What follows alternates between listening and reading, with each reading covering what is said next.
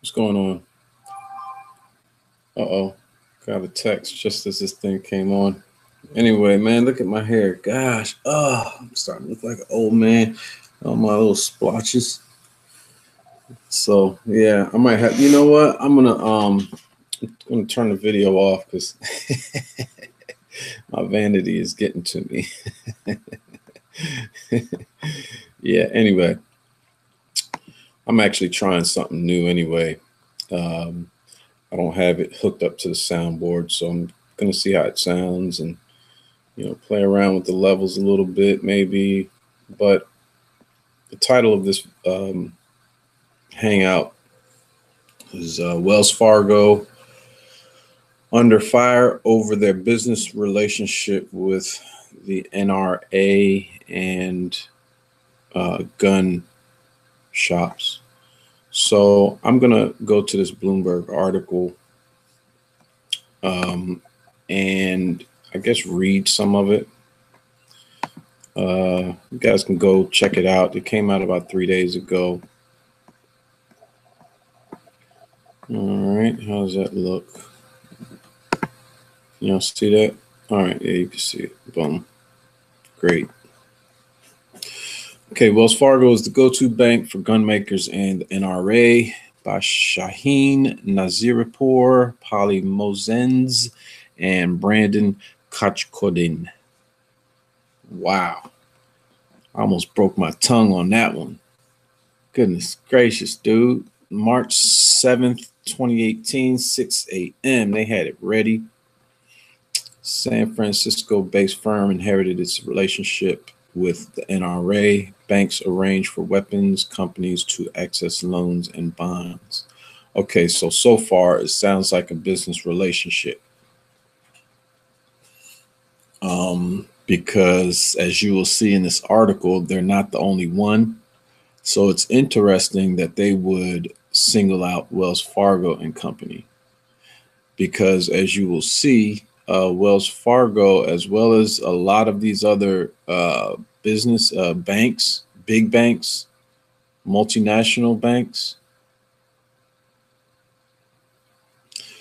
they buy up smaller banks. That's what they do. And as far as my opinion on that, I don't like that. I think there's an issue with consolidating all that money and power. Not only that, if you remember, when was it?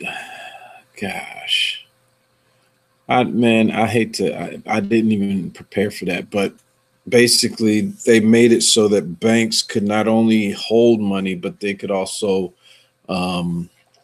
do all other. Man, I need to go do my research on that. I'm just drawing a blank because I came on here to talk about the relationship, and I just, kind of, you know what I'm talking about, though.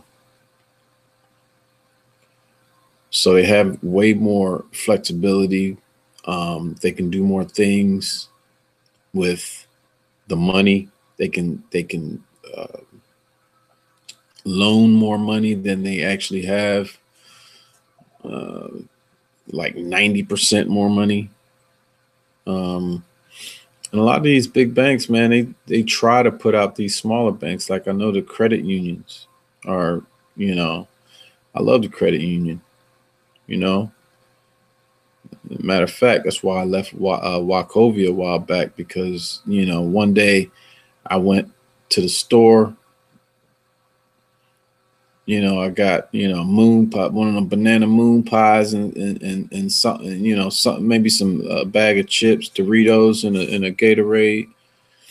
Yeah, back in the day I used to drink Gatorade. And then I went to the Walmart to get some oil or something and a pack of gum. Right. I look at my account, man. I got like $35 charges for each time I went over. So pretty much that day, I went to the bank, talked to the manager. I said, "Yeah, I can't I got to close my account. Can you also take these charges off so I don't have to pay them? She agreed, and that was the last time I did business with them. Okay. So back to right now. Okay. It says the bank has helped two of the biggest U.S. firearm and ammunition companies access $431.1 million in loans and bonds since December 2012, when the gun control debate gained steam after the school shooting in Newtown, Connecticut, according to data compiled by Bloomberg. That puts it on the top of the list of banks arranging funding for gun makers. So basically, they're saying there's a list. A lot of people made money, and a lot of people thought, Obama and the Democrats were going to take the guns. So, people were stocking up, say, "Yo, it's time to go." A lot of people were not playing, but joking and saying that Obama was the biggest gun seller in history. In my opinion, in more ways than one. When you look at what happened in the Middle East. But let us move forward. Wells Fargo also has a long relationship with the National Rifle Association, inherited from banks that Wells took over. The San Francisco-based Wells Fargo created a $28 million line of credit for the NRA and operates the primary accounts for the pro-Second Amendment group, financial documents show. Following the February 14th shooting at a Parkland, Florida high school that left 17 dead, retailers such as Dick's Sporting Goods, Inc. have implemented stricter gun rules, such as increasing the age necessary to buy one, and some companies like Delta Airlines, Inc. have cut ties with the NRA's member benefits program.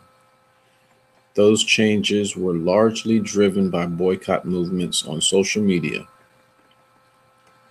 Banks, which have made millions financing the NRA and firearms manufacturers, haven't been a focus in the same way.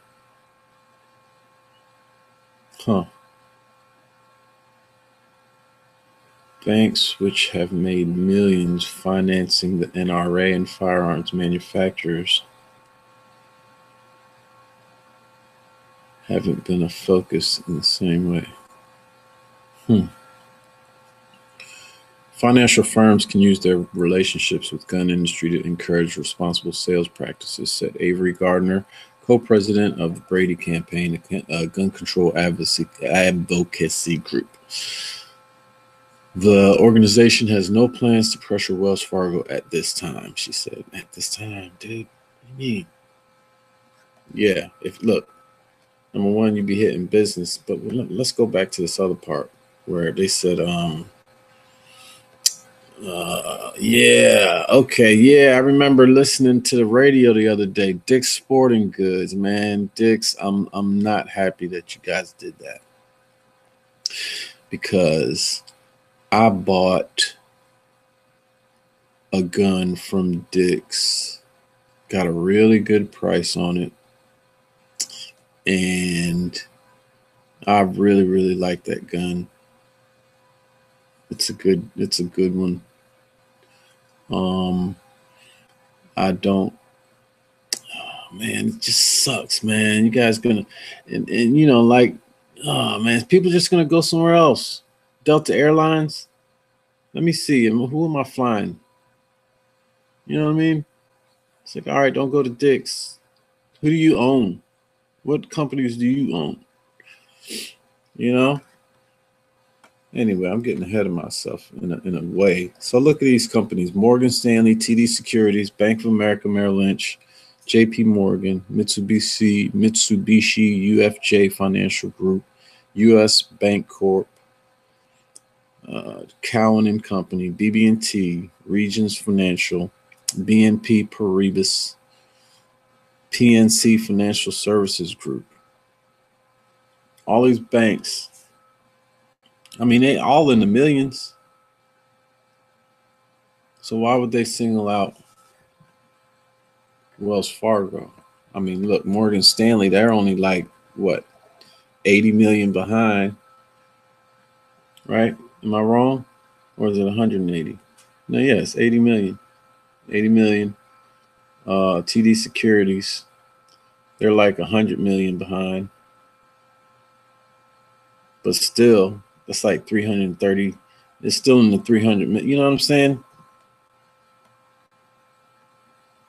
Wells Fargo said in a statement that it didn't comment specifically on customer relationships. Any solutions on how to address this epidemic will be complicated. True, the statement said. This is why our company believes the best way to progress on these issues is through the political and legislative process. We plan to engage our customers that legally manufacture firearms and other stakeholders on what we can do together to promote better gun safety for our communities. Yeah, so now they're going into all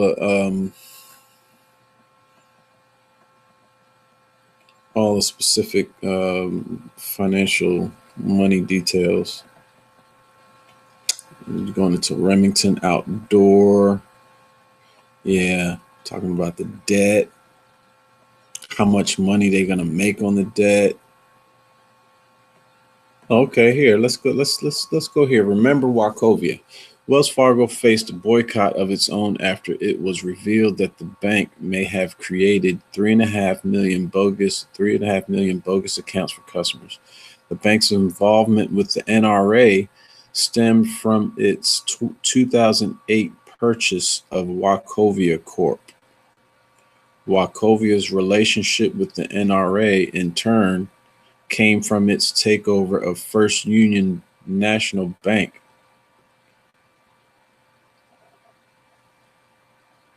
So most of the relationships came from First Union National Bank, and then Wachovia bought them, and then so Wells Fargo bought them. But that's not the only thing. I'm surprised they didn't mention the drug laundering of what, 400 and some billion dollars, and they only got charged $160 million and no criminal charges.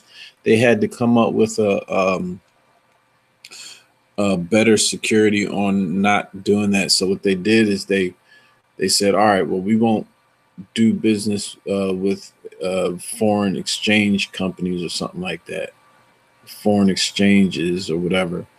And so that, I guess, was part of the deal.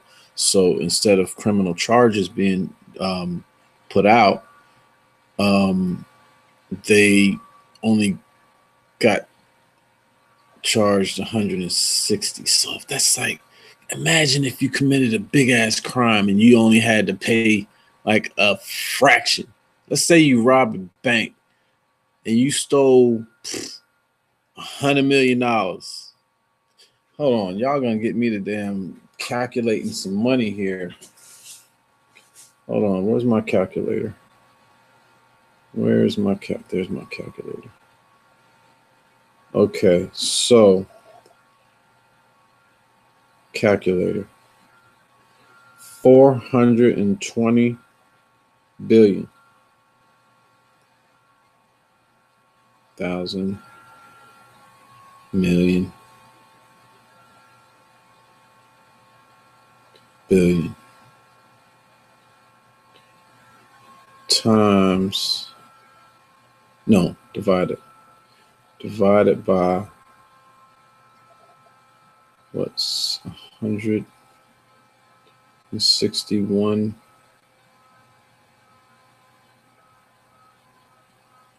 million equals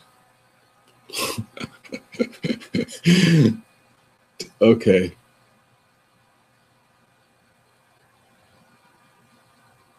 Oh, that's like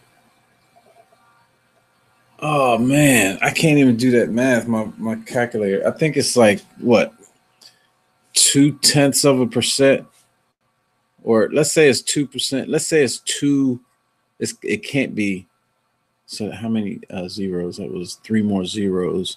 I got a two. It didn't go up to the billion, so I need to add three more zeros. So that takes it from two to one, two, three, two 10,000ths, I think. Hold on. 1/10, 200ths, 3,000ths. So 2,000ths of a percent. So let's say you go and you rob a bank. You rob a bank and you get $1 million. Hey, let's play with some numbers, baby. Let's play with some numbers real quick. I don't know what the number's gonna be. I know some math geniuses out there. They'll be like, "Oh, D-Train, the number is this," and I appreciate your help, but I'm not looking at that right now. So you get $1 million, and you stole $1 million, right? Times 0.002 equals.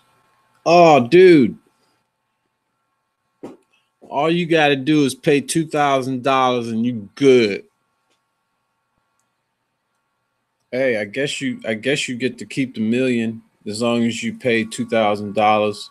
But keep in mind, they probably got them really good lawyers. So you probably gonna need a really good lawyer if you go to the bank and steal $1 million and make it out alive, and go put it wherever you put it. Anyway, the NRA and Wells Fargo amended its longstanding financial arrangement in 2014. Anyway, but here's what I'm saying. The reason I brought this up is because I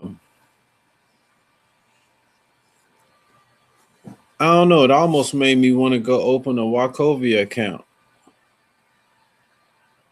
For real.